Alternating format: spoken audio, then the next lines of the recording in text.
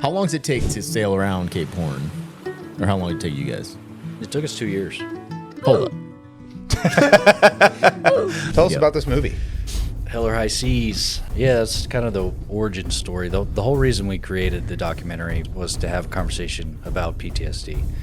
By the time I got out of the Navy, we had lost 4 guys killed themselves. Who are you rescuing, first of all?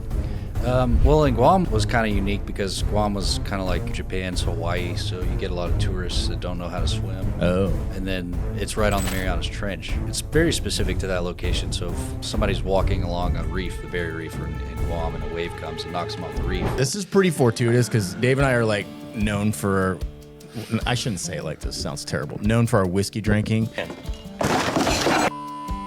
Don't take that the wrong way. It's amazing too, you know, you talk about rescues, you can get overwhelmed really, really quick. And correct me if I'm wrong, but you know, one person is one tragedy and it's one complication, but when you get 2 people, it's exponential. This is what I tell people, like PTSD isn't just people in combat. That's the biggest thing about the film, like mainly first responders too, you know?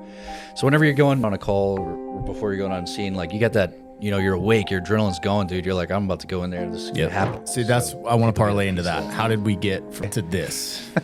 Is Yeah. that, I believe that's a segue into it. Yeah. Well, you guys, I mean, tell me if I'm wrong, but you probably had a couple moments when you're sitting in the car or you're sitting in the truck and you're like, we're going to die right now. When you have like a mass casualty going on like that, not sure what type of, you know, medical training you had, like as a state trooper, we would do it once a month and just prepare for the worst.